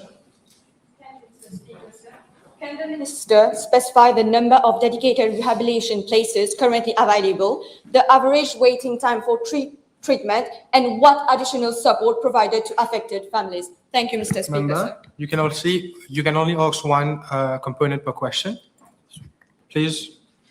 Okay, sorry, Mr. Speaker, sir. Can the Minister specify the number of dedicated rehabilitation places currently available? Yes, Minister. Thank you, Mr. Speaker, sir. As per my information, per constituency, there is at least one center which is available for substance abuse victims. Thank you so much. Yes, member, a supplementary question. Yes, thank you, Mr. Speaker. May I ask the Minister whether there has been any study carried out for using cannabis as a substitute instead of methadone, even though cannabis is generally has less side effect to methadone? Yes, Minister. Thank you, Mr. Speaker, sir. The MP's question was not quite regarding substance abuse. Substance abuse, when we speak of substance abuse, it's about drugs in general and not necessarily about one specific kind of drug being replaced by another. So we try to focus on all types of drugs because they're all just as harmful for a person. Thank you. Yes, MP. Thank you, Mr. Speaker. The Minister has mentioned a lot of statistics about the substance Member, abuse. please refrain from making statements. Put your question directly. Yes, Mr. Speaker. So my question would be, what measures are actually being taken to encourage young people suffering from substance abuse to seek treatment at an early stage without fear of stigma? Thank you, Mr. Speaker. Yes, Minister. Thank you, Mr. Speaker, sir. So the second that we come to know that there is a problem and a person is going through drug addiction, immediate effect is taken. And for the question on what other things are being done, I would just like to say that for the support after treatment is also provided at 3 levels. First, patients benefit from aftercare and follow-up services, including continued counseling and monitoring to reduce the risk of relapse. Secondly, psychological and psychosocial support is made available to both patients and their family through counseling. Because like we said earlier, families also go through the equal amount of pain that the victims go through. And thirdly, reintegration services help recovering individuals rebuild stability, reconnect with their communities, and resume productive participation in society. Thank you. Thank you. Next question, MP Ramchan. B13. Minister of Environment, Solid Waste Management and Climate Change. Thank you, Mr. Speaker, sir. I thank the MP for this important question. Mr. Speaker, sir, the figures speak for themselves. In 2025, 582,798 tons of waste were landfilled at Marsh Cruise, an increase of 17% as compared to 2024. This raises a fundamental question. How long can we continue treating landfill as the solution rather than treating waste itself as the problem? Regarding the projected lifespan of Marsh Cruise, no revised lifespan should be relied upon without an updated technical assessment incorporating the latest disposal figures. The government will therefore ensure that such an assessment is undertaken to establish the landfill's current remaining capacity. Monsieur le Président, nous devons regarder la réalité en face. The priority is therefore not simply to ask how much longer Marsh Cruise can operate, but how much waste we can prevent from reaching it. Mr. Speaker, sir, the government is already developing 2 regional integrated waste processing facilities at La Chaumière and L'Aventure, incorporating sorting, composting, and recycling with the objective of diverging a substantial portion of recyclable and organic waste away from marsh crews. The public sector investment program specifically identified these facilities as a means of diverting recyclable waste from the landfill and promoting a circular economy. But infrastructure alone is not enough. What is the point of having a recycling facility if recyclable waste arrives mixed with everything else? This is why source separation is essential. The 3-bin approach, separating organic, recyclable, and residual waste, must be properly implemented alongside these facilities with strong public participation and effective monitoring. At the same time, we must strengthen Extended Producer Responsibility, or EPR. Mauritius already has the Waste Management and Resource Recovery Act 2023, and the government has been developing EPR mechanisms for different waste streams. Une politique n'est efficace que si elle est réellement mise en œuvre. The first priority is to conduct an updated technical assessment of marsh crews based on the latest waste disposal data, so that we have a reliable understanding of its remaining capacity and we can plan accordingly. At the same time, we must accelerate the operationalization of the regional integrated waste processing facilities and strengthen source separation, particularly for the organic and recyclable waste, so that less material reaches the landfill. Finally, we must strengthen the implementation and monitoring of extended producer responsibility, ensuring that producers and importers take greater responsibility for the waste generated by the products they place on our market. To add, the government has set a target of 35% waste diversion by 2026 and 2027, and 70% by 2030. The direction is clear. We must now deliver. The 17% increase in waste sent to marsh crews is a warning, but it is also an opportunity.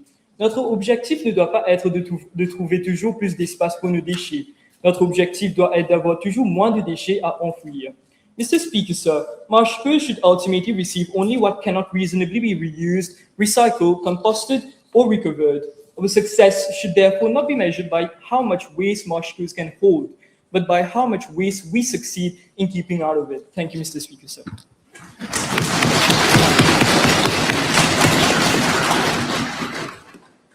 Yes, MP Amchan, your supplementary question. May I ask the Minister what percentage of total waste generated in Mauritius and Rodrigues is currently recycled and recovered? Yes, Minister. I do not have the specific information for this question. I will consult my ministry and revert back to the House. Yes, MP, your supplementary. Thank you, Mr. Speaker. Can the Minister state whether the government will consider making household and commercial waste separation at source mandatory, and if so, within what time frame? Thank you. So I think that it is mandatory for us to make it important that household follow this rule, because I think it is important Minister, for us as... Please pause. Confusion on my behalf. The supplementary question is dismissed. A member of the government should not be able to ask another member of government questions. Any other supplementary questions? Yes, MP, your supplementary question. Thank you, Mr. Speaker. Will government consider making household and commercial waste separation at source mandatory, and if so, within what time frame? Thank you. Yes, Minister, your reply. So I think it is important for us to carry out sensibilization programs with the population of Mauritius so that they can understand the importance of recycling, and they can understand the importance of reducing the amount of waste that we are sending to marsh crews. If these sensibilization programs, they do not work and the population does not adhere to the rules that have been set by the government, I think legal actions such as fines should be implemented so as to instill a sense of responsibility in the population. While I do not have a clear date for when this can be implemented, I think that it will be implemented by the end of 2028. Thank you.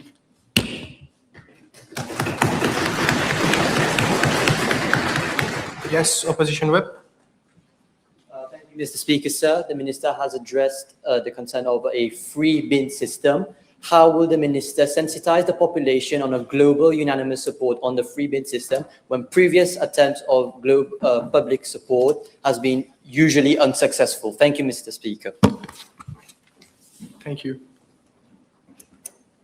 Point of order, Mr. Speaker, sir, according to Standing Order 22, Section 1, Part 1, the MP is asking for the personal opinion of the Minister. Thank you.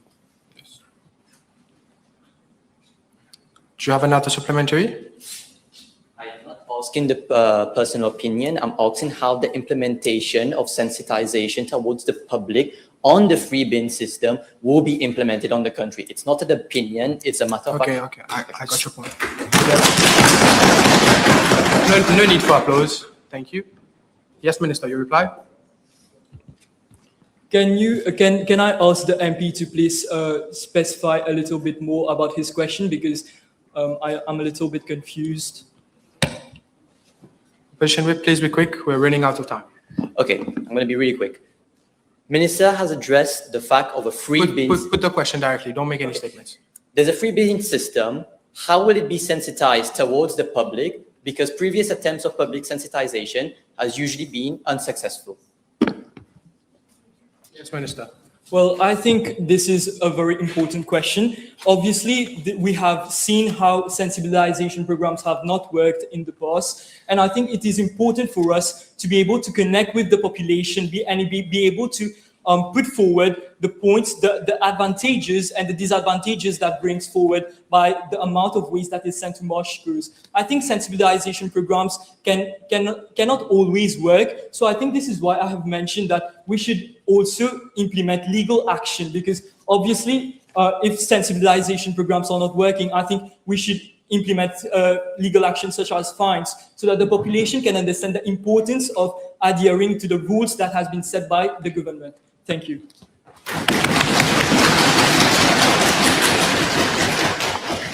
Thank you, Minister. Next question, MP Gopal. Thank you, Mr. Speaker, sir. B14. Minister of Public Services and Administrative Reforms.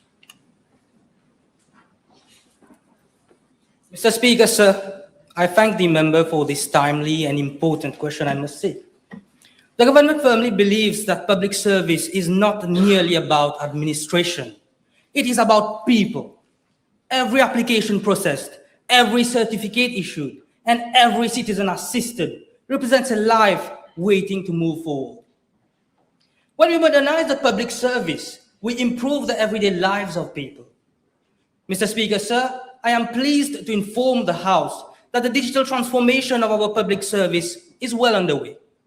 Among the major projects already implemented are MoPass, providing secure digital access to government services, MoCloud, enabling citizens to obtain official documents like birth certificates, marriage certificates online, and more than 100 e-services and e-payment facilities across government.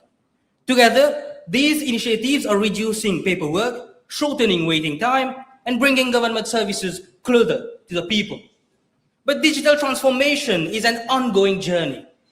Government continues to modernize public administration while exploring further reforms to strengthen transparency, accountability, and public trust. Modernization is not simply about replacing paper with computers.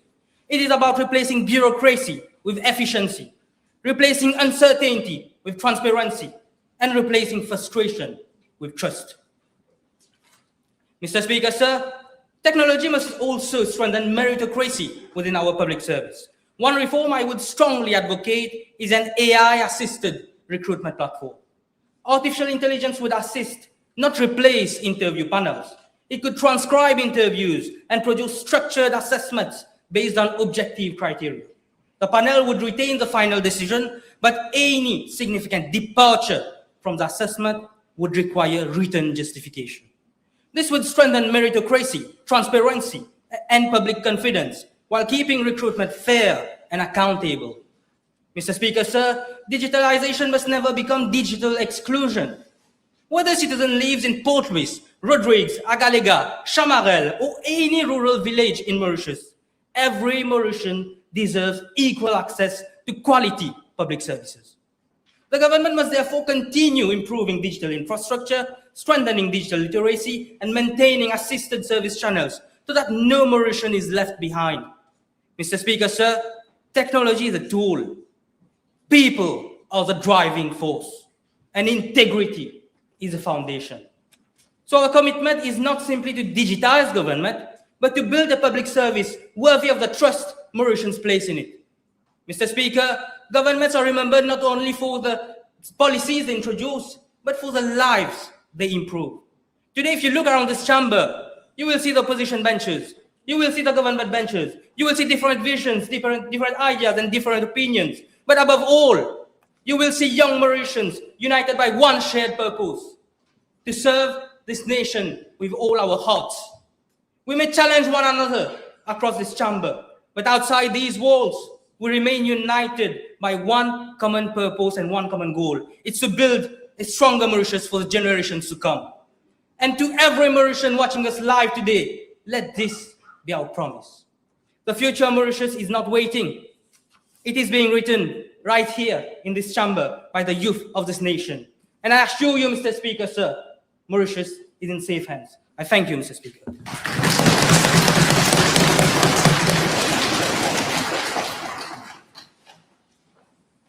Yes, MP, your supplementary question. Yes. Mr. Speaker, sir, well, a great speech from the MP. My question is, if digitalization is meant to serve everyone, what happens to citizens who cannot afford to go digital? Thank you. Yes, Minister. Mr. Speaker, government recognizes that digitalization must never become digital exclusion, as I said. This is why our approach cannot simply be to move services online and expect every citizen to adapt immediately. The government is supporting digital literacy while maintaining assisted service channels. I think that the member did not hear about this part.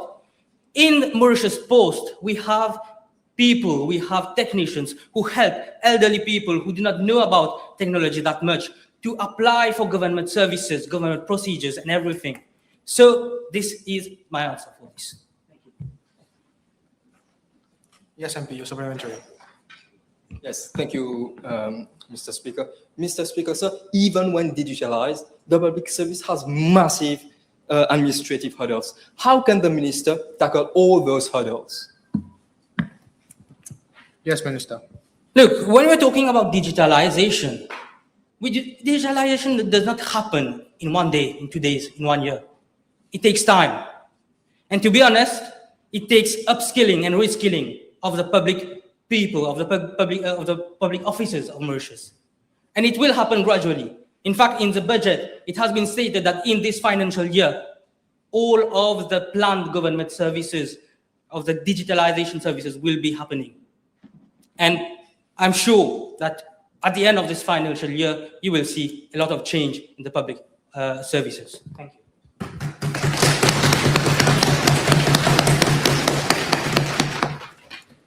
Yes, MP, your supplementary.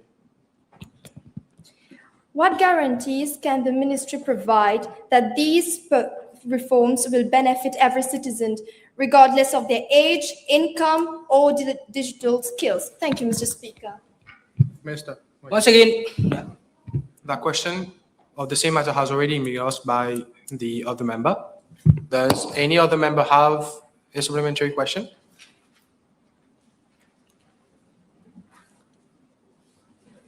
Time is over for parliamentary questions addressed to ministers.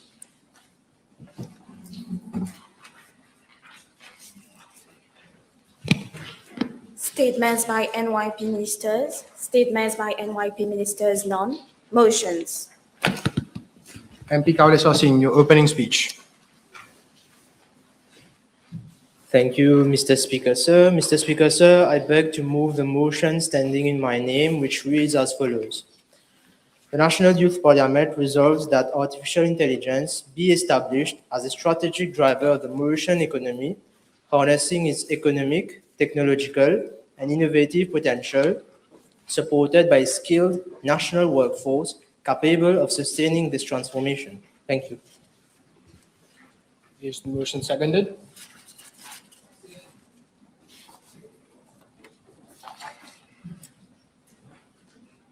Government Chief Whip.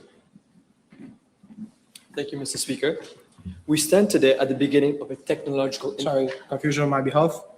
MP Udav Kalisasi, in your opening speech. Thank you, Mr. Speaker, sir. Mr. Speaker, sir, as a proud small island developing state, Mauritius has never derived its true wealth from physical scale, but from the agility, resilience, and ingenuity of our people. The proof of this lies in our economic trajectory. In 2025, our ICT sector generated an impressive 36.3 billion rupees in value added. This represents 5.7% of our gross value added and marks a 6.9% increase on the previous year. Mr. Speaker, sir, this sector is already a powerhouse, positioning us as a regional digital hub. But as digital trade redefines global commerce, adopting artificial intelligence is the vital engine needed to accelerate this growth. At the heart of this transformation stand the young people of Mauritius, Mr. Speaker, sir. Across our island, we have brilliant young minds eager to contribute to a modern economy. Yet, we face real structural challenges where job seekers struggle to match the demands of rapidly evolving industries. If Mauritius is to thrive, we must proactively invest in our human capital. We must equip our young men and women with advanced digital skills, embed technological literacy across all levels of education, and back our young entrepreneurs with the capital, incubation, and mentorship needed to build world-class ventures on our home soil. Beyond economic growth, building a forward-looking Mauritius requires fortifying our public institutions. Safeguarding our national digital infrastructure through robust cybersecurity is critical to protecting public trust. Mr. Speaker, sir, simultaneously, modernizing our public health and essential services by deploying smart, data-driven solutions to monitor health threats and manage critical resources ensures that every family in this country receives efficient and equitable care. Monsieur le Président, lorsque nous bâtissons une île Maurice sûre, technologiquement émancipée et résiliente, nous créons un environnement où nos jeunes n'ont plus besoin de chercher des opportunités à l'étranger, mais peuvent concrétiser leurs rêves ici même, chez eux. Mr. Speaker, sir, in conclusion, when we invest in artificial intelligence, we are not simply funding technology. We are directly investing in the potential, the dignity, and the future of the Mauritian youth. If we fail to act today, we risk leaving an entire generation stranded behind the global curve. But if we dare to empower our young people now, we give them the tools to shape a resilient, prosperous Mauritius that stands tall on the world stage. I call upon this chamber to act decisively and to vote in favor of this motion. With these words, Mr. Speaker, sir, I commend the motion to the National Youth Parliament. Thank you.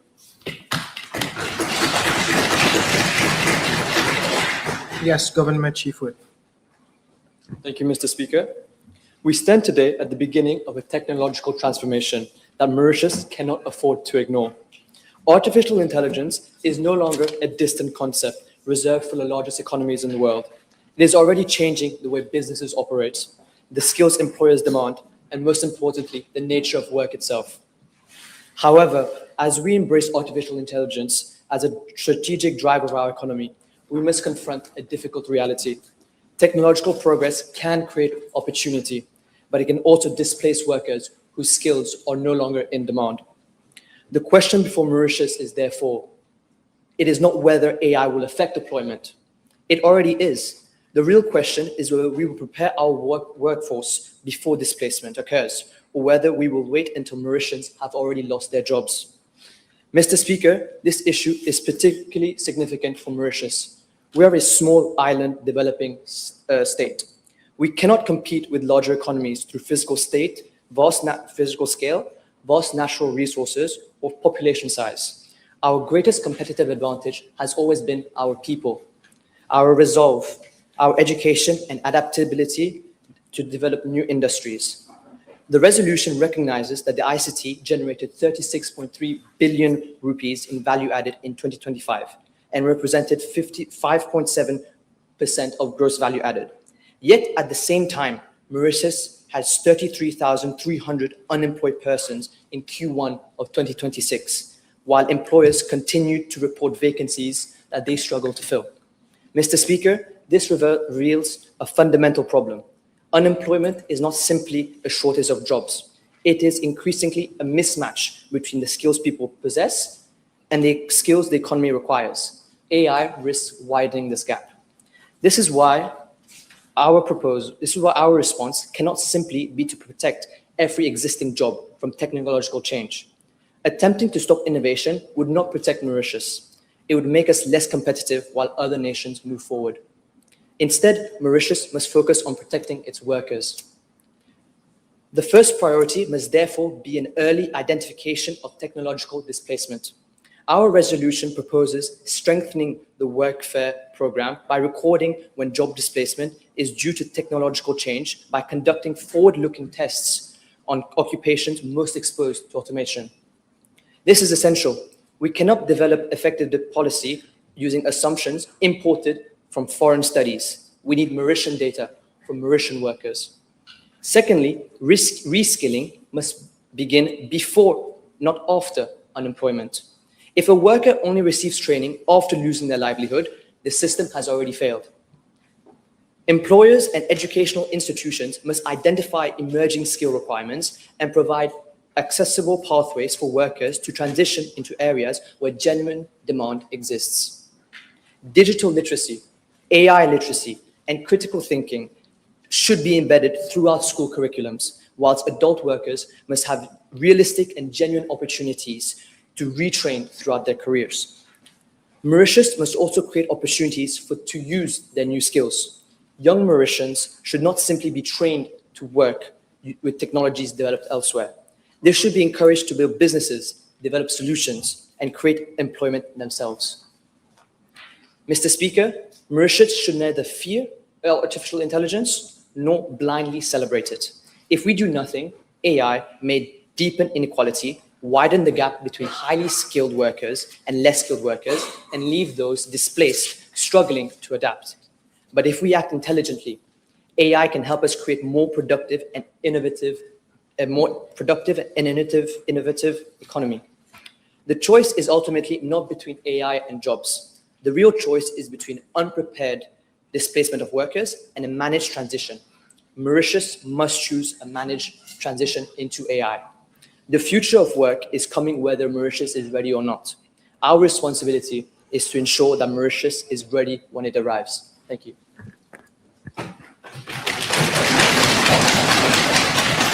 Opposition Whip.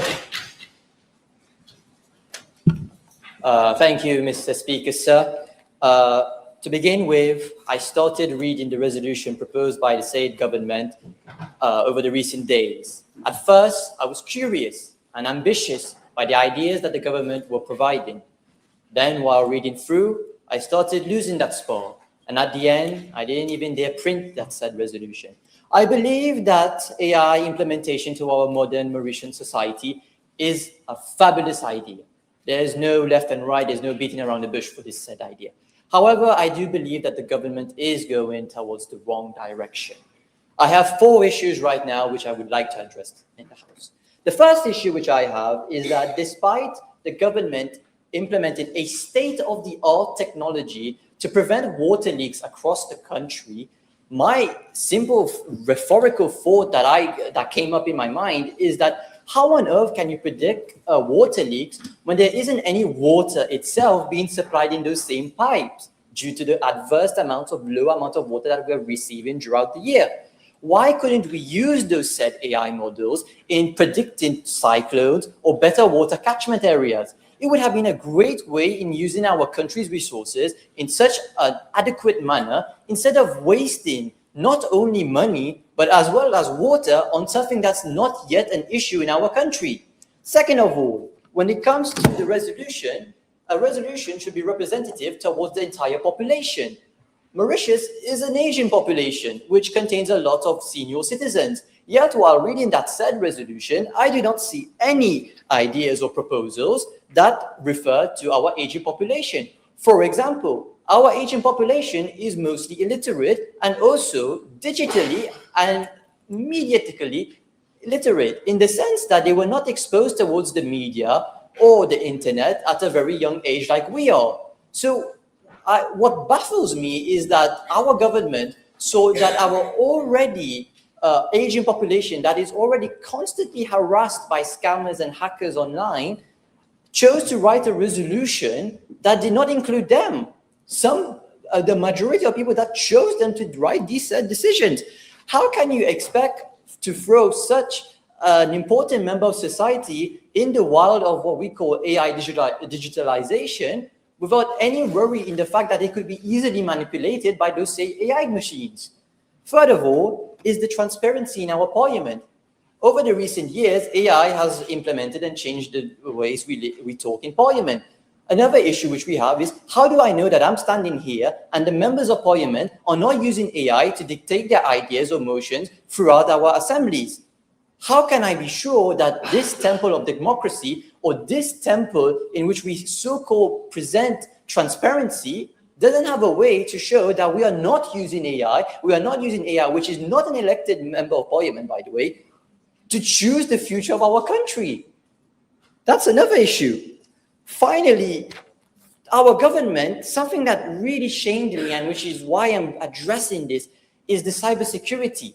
While reading the cybersecurity motion and operative clauses in the resolution provided by said government, I was surprised by the fact that, one, there was no allocated budget and there was no sense of urgency towards that said idea. For example, cybersecurity over the years and in many other countries, we have seen increased amounts of unwanted child pornography, sexting, or even inappropriate prompts created by these said AIs to get political power or to just shame these people. How on earth could this government see children losing their lives, maybe the mental image, but even losing their actual lives on a daily basis, even without AI, and choose not to protect our children? This is a matter of national importance. How can you go and look at your brother and sister and say, we have no security measures towards you? Member, you've asked a lot of rhetoric questions. It is an actual debate and not just asking a lot of rhetoric questions. Please go directly to the point. My point is that while the government has ideas, I believe that it's not going towards the right direction. I believe that this government, and I'm going to say it again, that this government can do miles better with the ideas we have just proposed in this House. Thank you, Mr. Speaker, sir. Junior Minister, Foreign Affairs. Merci, Monsieur le Président. Monsieur le Président de la Chambre, permettez-moi de commencer mon intervention en citant un extrait du journal Le Monde diplomatique du juillet 2026, sous le titre « Tout le monde déteste l'intelligence artificielle ». Et je cite, « Au moment où l'avant-garde du secteur intelligence artificielle, OpenAI Anthropic, annonce des entrées en bourse, le Wall Street Journal frissonne. La seule chose qui s'accroît plus vite que le secteur de l'intelligence artificielle, c'est peut-être le sentiment négatif des Américains à son égard. Ce sentiment de frayeur contre l'intelligence artificielle et l'automatisation est aussi bien présent parmi les Mauriciens, Monsieur le Président. Et l'incertitude est palpable dans le monde du travail. Des emplois considérés auparavant comme indispensables à l'intelligence humaine sont aujourd'hui menacés par l'intelligence artificielle. On parle de la litanie des suppressions des postes dans la finance, le conseil, l'ingénierie informatique, l'architecture, la programmation, ainsi que dans le monde de l'information, de la communication et des arts. Pire, dans l'ombre de ces professions, l'automatisation, de son côté, menace l'avenir des employés administratifs du privé comme du public. Incarnation de petites classes moyennes, souvent très féminisées, dont des fonctions dites support ou d'arrière-boutique, ce qu'on dit back-office en anglais, qui se trouvent confrontés à une vague de numérisation. Pour parer à cette vague de changement qui se déferle dans le monde du travail, Les petits pays vulnérables, tels que Maurice, doivent prendre des décisions structurelles pour assurer la résilience et mieux soutenir cette transformation dans les différents secteurs. D'ores et déjà, d'après les chiffres officiels, le chômage est chiffré à 33 000 pour le premier trimestre de 2026, alors que dans certains secteurs, on constate une pénurie de main-d'œuvre et de professionnels. Le déséquilibre entre l'offre et la demande est flagrant. C'est dans cette logique que j'accueille favorablement le lancement en avril de cette année du National AI Strategy 2025-2029, qui est basé sur les piliers tels que la justice, la responsabilité et l'inclusivité. Concrètement, Monsieur le Président, je suggère des amendements au partie 7 du Workers' Rights Act de 2019 afin qu'on préconise des mesures de transition pour les employés qui sont impactés par l'intelligence artificielle et l'automatisation. Les amendements doivent inclure notamment l'enregistrement des pertes d'emplois directement ou indirectement liées à l'émergence de l'intelligence artificielle et l'automatisation. Des études au préalable chez les emplois menacés par cette transition est plus important.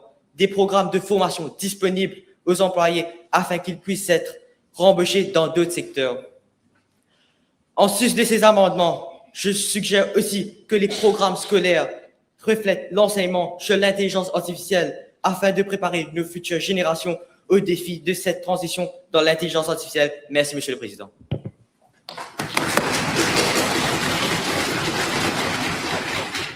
Minister of Arts and Culture. Thank you, Mr. Speaker, sir. Mr. Speaker, sir, artificial intelligence is already reshaping the way we live, we learn, and work. It brings real opportunities. Our goal here is to ensure that everyone is prepared to seize these opportunities. Technology will advance whether we like it or not, and whether we are ready or not. The real question is whether our people will advance with it. Mr. Speaker, sir, this is why education must be at the center of Mauritius' AI transformation. While employers continue, the urgency is clear. In the first quarter of 2026, 33,300 Mauritians were unemployed, while employers continue to report unfilled positions. This is not simply a question of job availability.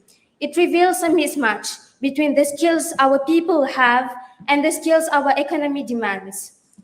And every month, that mismatch persists. Both sides lose. Job seekers without pathways and employers without the workforce they need to grow.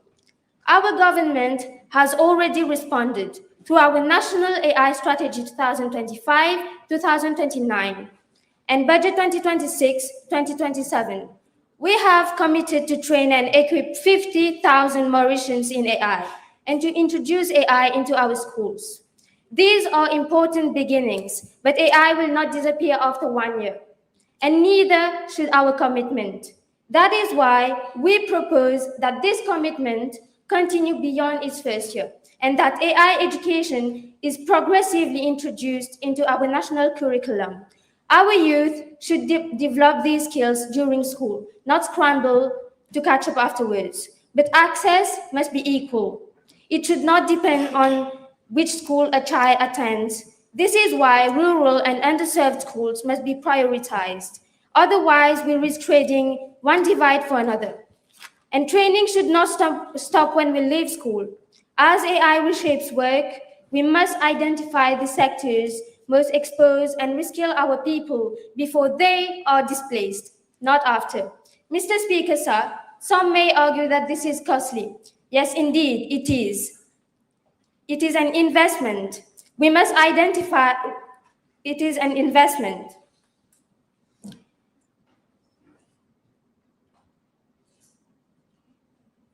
But the cost of inaction is higher. A widening skill gap, an economy less able to compete globally, and most importantly, a generation left to catch up rather than lead. Mr. Speaker, sir, the future is not ours to predict, only ours to prepare for. That is precisely what this resolution asks for us. Mr. Speaker, sir, as Minister of Arts and Culture, I believe these skills must not be reserved for programmers and engineers alone. AI is already changing how our artists view, create, and how we preserve our heritage.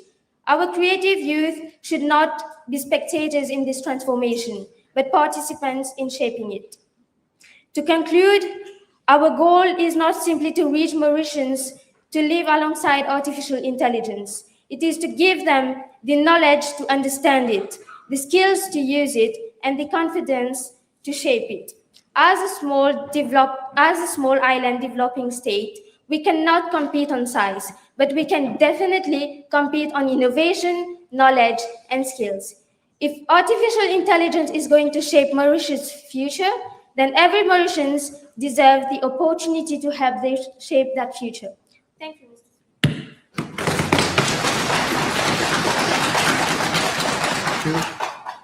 MP Juhur Akil Khan. Yes, thank you, Mr. Speaker, sir. Mr. Speaker, sir, this country is in shambles. While the government presents this motion in the House with grand slogans and distant promises, the reality of artificial intelligence in Mauritius is far from being a glowing picture, transforming our economy. This motion indeed contains great ambitions, but listening to the members of the government side defending this resolution is like listening to a blind man telling a deaf man that he saw a mute man singing. Needless to say, it needs correction. Mr. Speaker, sir, I'll first and foremost speak about Operative Clause 5, which in my opinion looks well and alive on paper. It does, Member, but... please pause. Yes. I would like to raise a POI, a point of order on this member on section 40, section 2. It says it shall be out of order to use unbecoming words or expression or to use offensive language about members of the assembly. And he pointed out to this side, which is like the Member, government okay. side. This point of order is dismissed.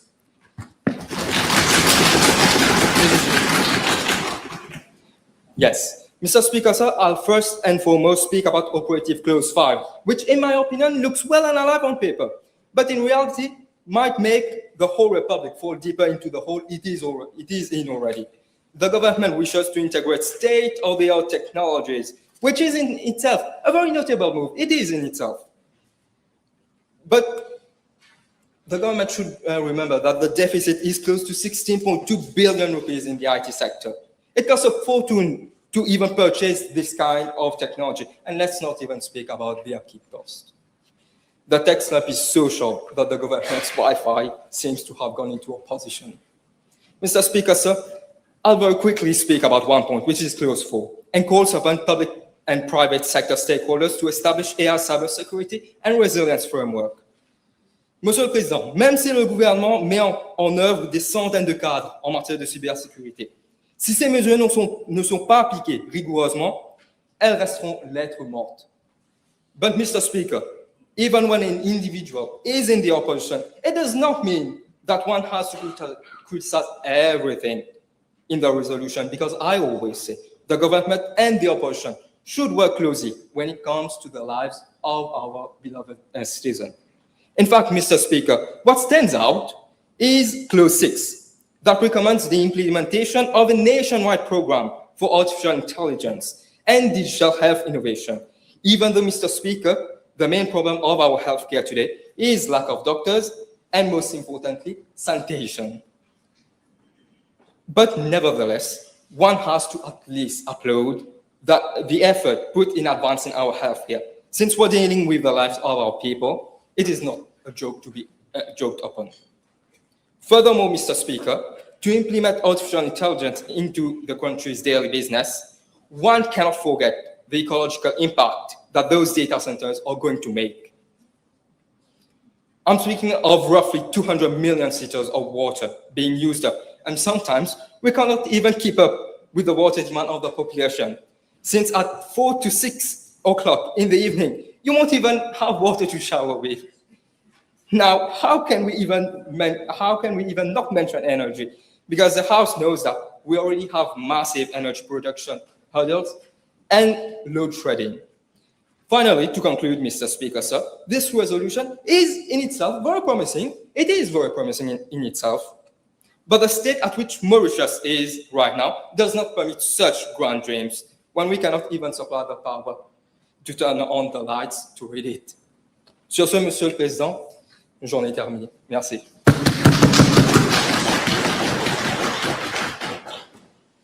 Thank you. Members, I suspend the sitting for 1 hour.